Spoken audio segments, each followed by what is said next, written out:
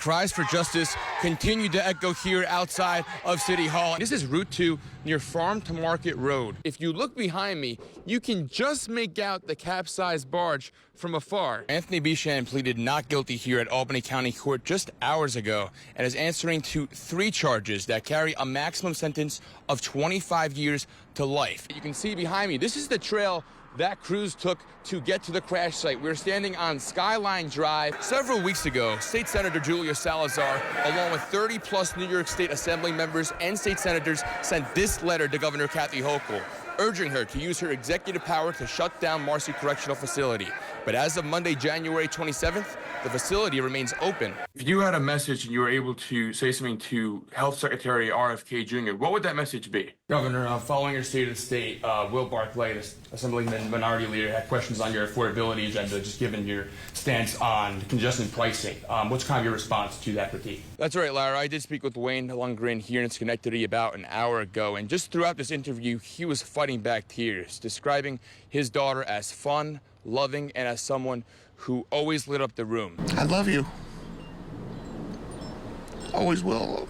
Always have. Crews have been here cleaning up the inside of that unit over the last few days. For those who lost power during the storm, National Grid handed out blocks of dry ice all day Thursday to make sure the food at home stays cool. Well, you can see behind me, many of these homes have their lights on, so power here has been restored to many residents. Did you do it? What happened that day? Just never? This is all that remains from a home that was ravaged by a fire on Wednesday.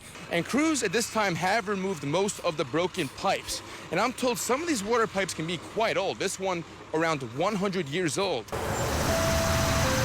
Some synagogues in Albany have implemented additional security measures to ensure the safety of their congregants. I'm told by some shop owners that Canadian tourists are vital towards the Lake George economy over the summer months. And don't just take their word for it.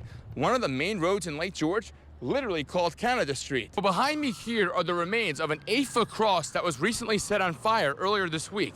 And although the pastor says he could replace it, the original cross here was built by a beloved late congregant, making its loss that much more personal. Of course, the music is going to begin at any moment, and it's not just Broadway Street full of this energy, but also businesses all across Saratoga Springs. Yeah, Monty, well, as you can imagine, fans here have been soaking in all the action on the last day of the 2024 summer meet. And I got to catch up with many fans who have embraced this year's festivities. Yeah, JT and Lara, it's been such a magical evening down here at Academy Park. We are right across from City Hall, and if you listen a little closer, you can hear the sounds of the Albany High School band. They're singing some Christmas classics. So, Rob, this is obviously called Rob's Top Dogs. I see chili dogs here. I see New Yorker and a Philly dog. My question to you, which is the top dog? I am the top dog. I can't even think about doing that to an animal. You could see her ribs and everything. She was just, it was awful. I won't forget it for a very long time. Early Tuesday morning, this green bench is where police found a mother dog tied to and abandoned with 6 puppies stuck in a cardboard box just feet away. Workers on the way to their early morning shift could not ignore the sight that they saw, and after calling police, all 7 dogs were safely rescued. She just sat there and was just looking like, are you gonna help me? On their way into work, Chris and Scott came face to face with the horrific sight. I couldn't stop thinking about the dog, which is why I kept coming back out. I just couldn't handle it. That's when the workers sprung into action, taking the puppies inside to warm up and feeding them water. But the mother, who was too weak and tied to the bench, waited for police. Mother was very decimated, like really skinny and stuff like that. I was crying and everything. I couldn't stop. That's why I kept coming out and just talking to her, even though she was still barking. I was like, it's okay, it's all right.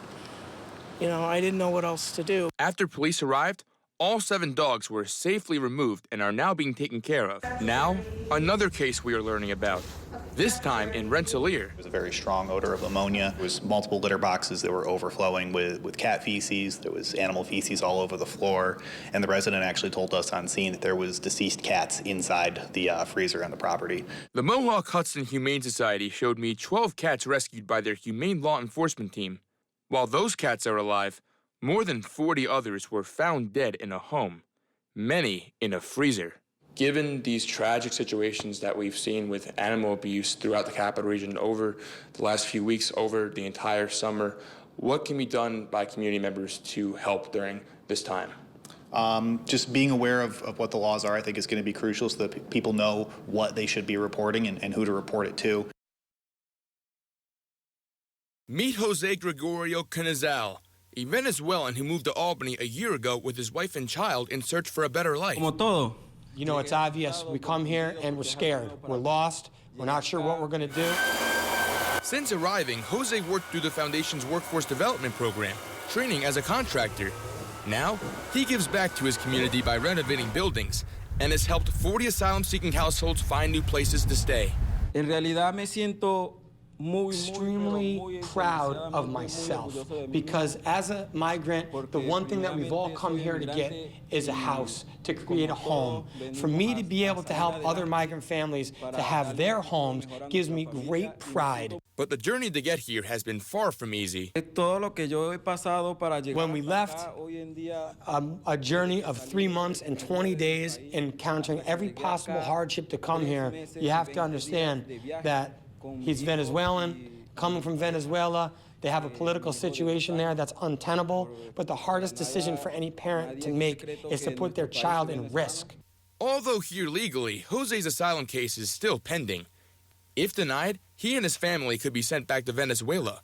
Algunos vez teme por su seguridad al tener que regresar con su hijo y sus otros a un país que muchos dicen que es opresivo. Pues sí, uno de los miedos que tengo es que Yes, no pueda ganar mi people caso. who have fled Venezuela, Y especially que me people deporten a who mi país were nuevamente. against the corruption and fled the military without getting permission to do so, they face real grave consequences upon being returned. Reporting in Albany, Sam Israel, CBS 6 News.